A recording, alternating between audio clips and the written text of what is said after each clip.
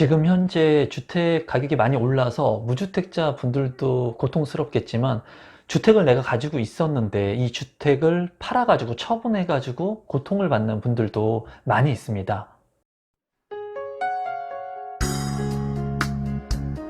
임성배 TV 보는가 댄데크 지금 현재 기존의 주택을 가지고 있었는데도 불구하고 내가 올바른 선택 또는 내가 잘못된 그릇된 선택을 해가지고 주택을 매도하고 나서 집값이 큰 폭으로 오르면서 고통을 받는 분들도 지금 현재 많습니다. 제가 실예를 하나 들어보도록 하겠습니다. 좀 안타까운 이런 얘기들이 많이 있는데 이제 이분 같은 경우에는 주택을 두 채나 가지고 있었다고 해요. 한 채는 아파트를 가지고 있었고 거주를 실제로 하고 있었고 한 채는 빌라를 소유하고 있었습니다. 두 개의 주택, 그러니까 2주택자죠. 두 개의 주택을 가지고 있었는데 이 서울이 아니라 수도권의 그 경기도권의 이 두 개의 아파트 한 채하고 다세대 빌라를 가지고 있었습니다. 그러니까 이 주택들이 뭐 아주 큰 폭으로 가격이 상승할 수 있는 그런 지역에 그런 주택을 보유하신 분은 아니었어요. 그런데 이분이 이제 부동산을 진짜 실제 예입니다. 부동산을 이제 왔다 갔다 하면서 출퇴근을 하면서 부동산에 한번 들어가서 아파트 한번 팔아볼까? 지금 얼마나 할까? 이런 생각을 가지고 들어갔다는 거예요. 이분 같은 경우에는 이제 60대가 조금 안 되신 그런 분이었습니다. 그러다 보니까 부동산에 들어가가지고 이제 지금 상황이 어떤지 이런 것들을 이제 물어보게 된 거예요. 앉아가지고 물어보니까 이제 부동산 공인중개사 분들 같은 경우에는 부동산을 보유하신 분들이 왔을 때는 이 부동산을 매도를 하게끔 해야지 수익 창출을 할 수가 있겠죠. 또는 무주택자 분들이 왔을 때는 주택을 살 수 있게끔 그러한 물건들을 이제 말씀을 드려야지 수익이 될 수가 있겠죠. 그래서 두 개의 주택을 가지고 있으니까 지금 아파트의 가격이 높으니까 좋으니까 한 개의 아파트를 파는 게 어떻겠습니까? 라고 얘기를 했다는 거예요. 그래서 이분 같은 경우에는 그냥 재미삼아서 정말 재미삼아서 이 아파트 한 채를 내놨다고 합니다. 그러니까 세금에 대한 그런 해박한 지식도 없고 그냥 평범한 직장 생활을 하는 그런 분이셨는데 그냥 단순히 부동산을 가면서 내놨던 거예요. 그런데 이 주택이 바로 아파트가 하루 만에 팔렸다고 합니다. 주택을 그냥 혹시나 해가지고 가격을 비싸게 쳐준다고 하니까 내놨는데 이게 2019년도 작년 초의 일입니다. 2019년도 작년 초의 일인데 내놨는데 바로 하루 만에 팔렸다고 해요. 하루 만에 사겠다는 사람이 연락이 왔다고 해요. 그래서 살까 말까 팔까 말까 하다가 돈을 많이 준다고 하니까 본인 같은 경우에는 2008년도 글로벌 금융위기 이후에 이제 아파트의 가격이 최저점일 때 그 아파트를 매도를 해가지고 사셨다고 합니다. 그래서 오랫동안 거기서 살았는데 이 아파트를 이제 팔게 돼요. 하루 만에. 팔고 나서 이제 본인은 파는 조건으로 그 아파트에 자기가 사는 조건으로 자기가 원래 보유하고 있던 아파트에 살고 있었을 거 아닙니까? 그런데 자기가 사는 조건으로 이 매도하게 됐다고 합니다. 이 아파트를. 그래서 본인이 본인 집에 이제 전세를 사는 그런 형태가 된 거죠. 그리고 나서 이제 한 개의 빌라가 있으니까 이 빌라를 또다시 팔라고 부동산에서 권유했다고 해요. 그 이유는 뭐냐면 이제 하나의 빌라를 팔게 되면은 무주택자가 되니까 무주택자가 돼가지고 아파트 청약에 신청을 하라는 거죠.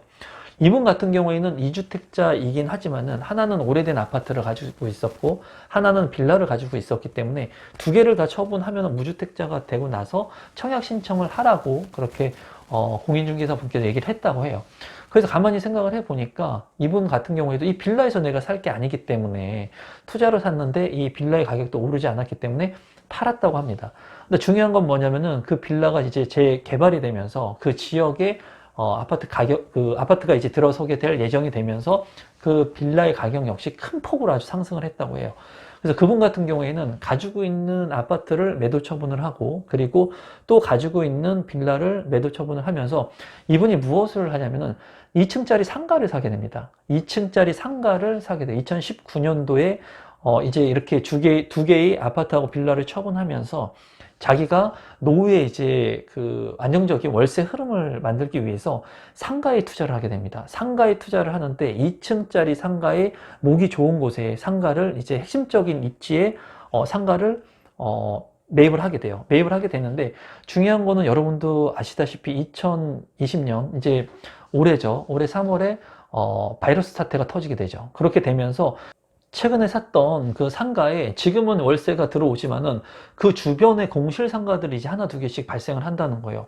이 얘기는 뭐냐면 지금 현재 제가 이제 핵심적인 그런 상가들 봤을 때 핵심적인 상권에도 1층에도 임대 물량들이 나옵니다. 이 얘기는 뭐냐면 1층에 권리금을 굉장히 많이 주고 들어가야 되는 상가임에도 불구하고 지금 바이러스 사태 때문에 어렵죠. 힘들죠. 그렇기 때문에 매장을 운영하시는 분들 같은 경우에 이제 월세라고 하는 부담을 느끼게 되고 그리고 직원에 대한 인건비의 부담을 느끼게 됩니다. 이런 것들을 느끼게 됐을 때는 월세와 인건비는 고정 지출이 나가는 거예요. 내가 그냥 숨만 쉬어도 그냥 나가는 돈이라는 거죠.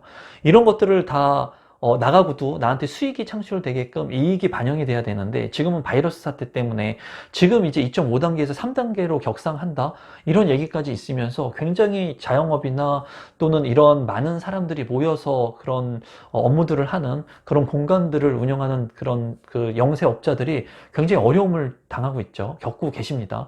그래서 이분 같은 경우에도 지금 주변에 공실들이 지금 생기고 있다는 거예요. 그러니까 심리적으로 굉장히 위축을 받고 있는 상황입니다. 기존에 두 개의 주택 가지고 있었으면 지금은 자산의 가치가 엄청 많이 올랐을 텐데 아파트를 팔고 그리고 빌라를 물론 본인이 선택한 거죠. 본인이 선택한 겁니다. 뭐 그 공인중개사분을 욕할 필요도 없습니다. 왜냐하면 본인이 선택해서 본인이 매도를 한 거기 때문에. 근데 중요한 것은 이분 같은 경우에 본인이 가지고 있는 부동산을 이제 본인의 아파트, 살 집이었죠. 살 집 아파트는 항상 제가 가지고 있어야 된다고 얘기를 했습니다. 한 채는 반드시 있어야 된다. 그래서 이분 같은 경우에는 한 채 아파트, 살고 있던 아파트를 팔면서 자기가 전세로 거주할 게 아니라 보유를 했었어야 돼요. 그리고 두 번째는 본인이 빌라를 가지고 있었고 그 빌라가 재개발이 될 정도라고 하면 그 재개발이 진행될 정도라고 하면은 그러한 일련의 과정들이 아마 진행이 되고 있었을 겁니다. 그런데 이분 같은 경우에는 그런 것들에 관심을 갖고 있지 않았던 거죠. 그렇기 때문에 그냥 그 부동산 말을 믿고 그냥 판 거예요. 무주택자가 돼가지고 나도 청약을 통해 가지고 뭐 요새 로또 청약 그리고 프리미엄이 뭐 5억, 7억, 10억 한대니까 나도 그러면은 현금 보유한 다음에 이렇게 청약을 통해서 내 집 마련하지 않을까, 할 수 있지 않을까 이런 기대를 가지고 이러한 부동산을 처분했는데 이러한 것들의 방향성들이 틀렸다는 거죠. 더욱이나 상가를 산 거는 잘 했는데 어떻게 보면은 월세의 흐름을 만들기 위해서 잘한 선택인데 중요한 거는 이 상가의 입지라든가 그런 것들을 판단해서 핵심적인 입지에 월세가 지속적으로 이루어질 수 있는 공실이 발생하지 않는 지역에 그런 상가를 매입했었어야 되는데 이분 같은 경우에는 그런 지역이라고 본인이 선점했지만은 지금 주변에서 공실들이 발생을 한다는 거예요. 그러면서 이분께서 극심한 스트레스를 지금 받고 있다고 해요. 여러분들께서도 반대로 생각을 해도 저 같아도 자산의 가치가 뭐 한 2배, 3배씩 이렇게 점프를 할 수 있는 그런 기회를 내가 매도 처분을 하면서 놓친 거고 그리고 상가를 지금 샀는데 주변에 공실들이 발생하니까 이 상가 같은 경우에 투자는 굉장히 조심해야 됩니다. 그 이유는 뭐냐면 상가에 대한 관리비 측면도 있겠지만 중요한 것은 이 상가에 공실이 발생하거나 내가 가지고 있는 상가보다 더 강력한 상권이 만들어지게 된다면 이 상권이 생물처럼 이동하기 때문에 나의 상권이 죽으면서 영원한 공실로 남을 수가 있어요. 그러면 주택 같은 경우에는 내가 들어가서 살 수라도 있지만 상가 같은 경우에는 내가 사업을 하지 않으면 내가 이 상가를 사업으로 이용할 수 있는 그런 수단이 없으면 이 상가의 월세나 대출 이자는 매달 발생을 하는 거예요. 매달 고정 지출이 발생하는 겁니다. 그렇기 때문에 상가에 대한 투자는 굉장히 조심해야 되고 가장 상가를 투자할 때 가장 좋은 것은 내가 운영할 수 있는 최악의 경우는 내가 운영할 수 있는 상가. 그러니까 만약에 내가 뭔가 사무실로 쓸 상가, 사무실 이것을 첫 번째는 세를 준다는 개념으로 내가 매입을 해가지고 활용을 하는 게 좋고 현금 흐름을 통해서 그게 안 되게 된다고 하면은 최악의 경우는 내가 들어가서 운영할 수 있는 그런 상가라든가 사무실이라든가 오피스텔을 월세 흐름으로 만드는 게 가장 중요해요. 그래야지 최악의 경우에는 내가 운영할 수 있고 활용할 수 있는 그런 부분들로 활용 대처를 할 수가 있겠죠. 그래서 이분 같은 경우에는 지금 진퇴양난에 빠진 경우예요. 그리고 지금 이제 그 상가 같은 경우에도 차후에는 계약 갱신이 안 될 것으로 지금 예측이 된다고 해요. 그러니까 지금 이러지도 못하고 저러지도 못하는 상황에 있다는 거예요. 그러면서 이분은 다행히도 그나마 주택들을 매도하면서 현금을 보유하고 있습니다. 이 상가 같은 경우에도 대출이 얼마 없다고 해요. 그나마 다행인 게 본인이 자금 현금을 가지고 있으니까 이분 같은 경우에는 이제 본인이 다시 이제 주택을 매입해야 되지 않을까 하는 생각을 하고 계시더라고요. 아니면 청약을 하던가, 청약을 통해서 내 집 마련을 하든가. 제가 이제 말씀드리고 싶은 것은 이렇게 한번 내가 매도를 하게 되면은 그 지역의 아파트 가격이 급상승하지 않습니까? 그러면 이 주택을 쉽게 못 산다는 거예요. 사람들이 내가 이 아파트의 가격이 예를 들어서 내가 3억에 이 아파트를 팔았는데 이 아파트가 6억이 됐다는 거예요.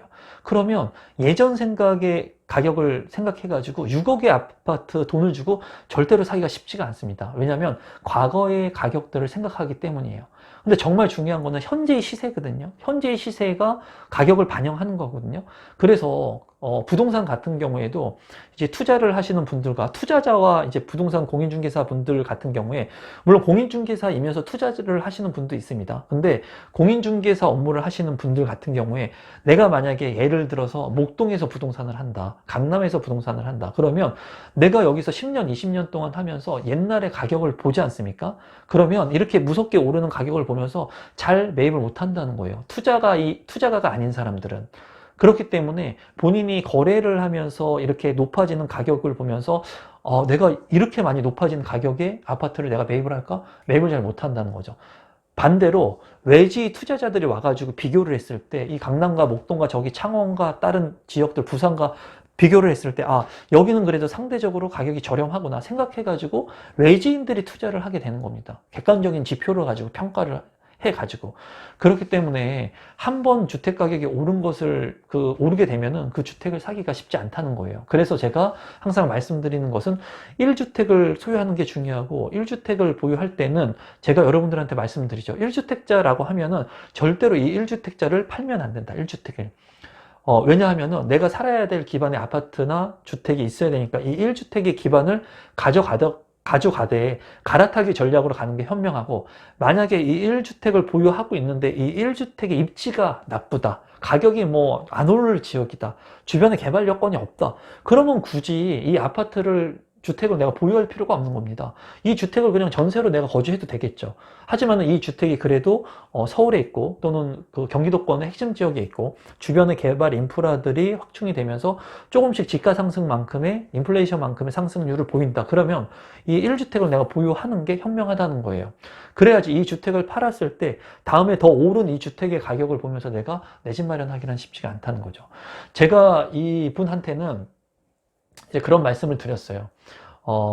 너무나 극도의 스트레스를 받고 있으니까 첫 번째는 스트레스 많이 받지 말아라. 그리고 지금 너무나 어렵게 사시는 분들도 있는데 상가에서 월세도 받으시고 그리고 두 개의 주택을 팔았긴 하지만 현금도 얼마 보유하고 있으니까는 정신적인 건강을 먼저 챙기는 게 좋을 것 같다. 그리고 그분께서 말씀하시는 것은 자기가 너무나 극심한 스트레스를 받기 때문에 자기가 지금 주택을 다시 구매하고 싶다는 거예요. 그래서 제가 그분한테 그렇게 말씀을 드렸습니다. 주택을 구매해라. 중요한 것은 본인의 건강이고 본인의 그런 멘탈이고 본인이 스트레스를 많이 받지 않으면서 이 인생을 행복하게 살아가는 거거든요.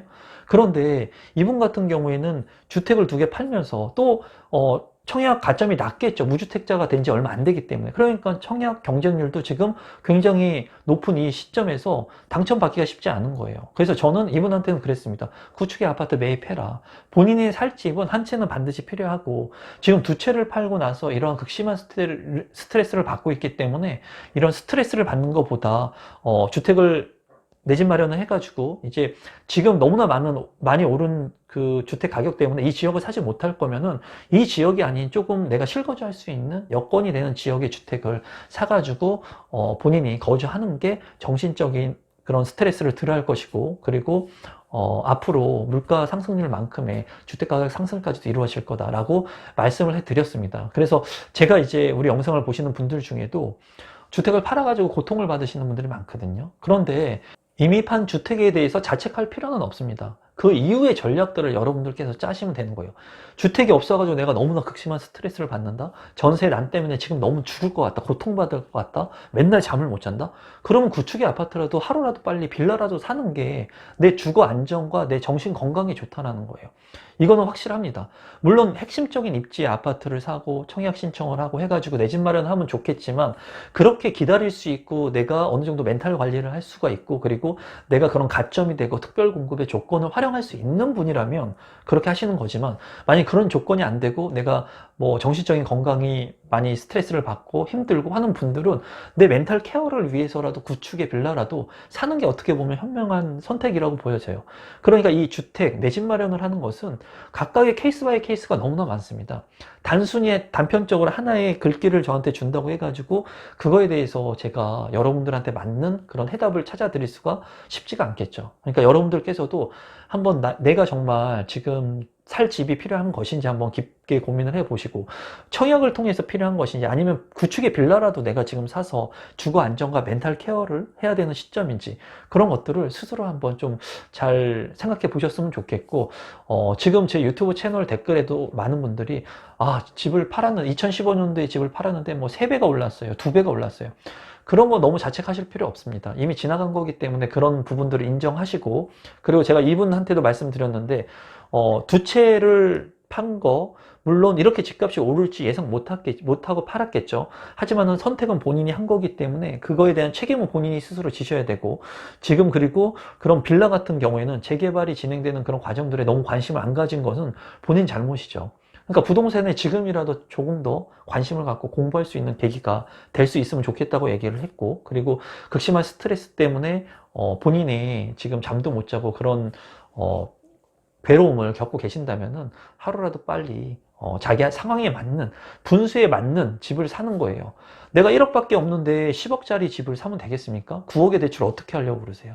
안 되는 거죠. 1억의 자금밖에 없으면 1억짜리 내가 감당할 수 있는 집을 사는 거예요.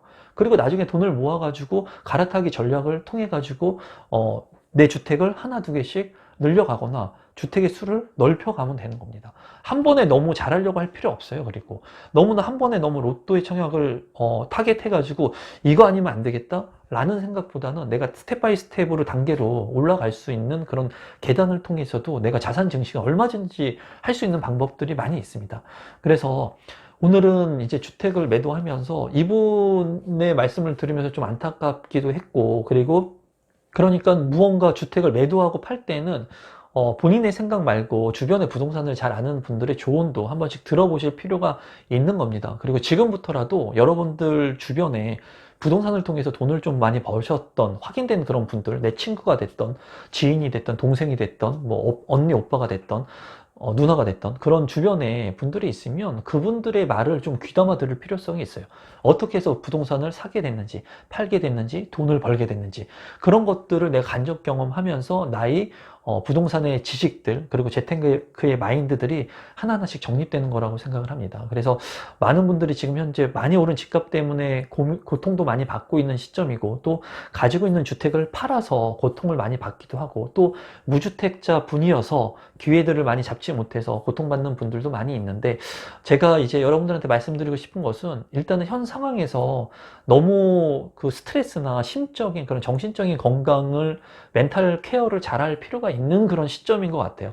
너무나 많은 집값들이 오르는 것을 보면서 매일 부부싸움을 하고 그런 것들로 살인이 지금 일어나고 하는 이 시점이 너무나 안타깝습니다, 정말. 그리고 그런 국면에 처하지 않게 우리 구독자분들께서는 정말 내 아내, 내 남편하고 본인 스스로들의 삶에서 뭐가 정말 중요한지 한번 돌아볼 수 있는 계기가 됐으면 좋겠고, 지나간 것들 자꾸 후회할 필요 없어요. 앞으로에 있는 것들을 어떻게 내가 더 잘할 것인가, 그리고 어떤 계획들을 세워서 어떤 인생들을 내가 채워갈 것인가에 대해서 또 면밀히 검토해보고 생각해보시고 실행해보시는 그런 시기들이 됐었으면 좋겠습니다. 하루빨리 많은 사람들한테 정부에서 좋은 주택들을 많이 공급을 해가지고 정말 많은 사람들이 임대주택이 아닌 정말 오랫동안 무주택을 유지하셨던 분들, 그리고 신혼부부들, 뭐 생애 최초 주택들, 노부모 특공들, 이런 많은 분들, 일반 공급도 물론 마찬가지로 많은 분들이 정말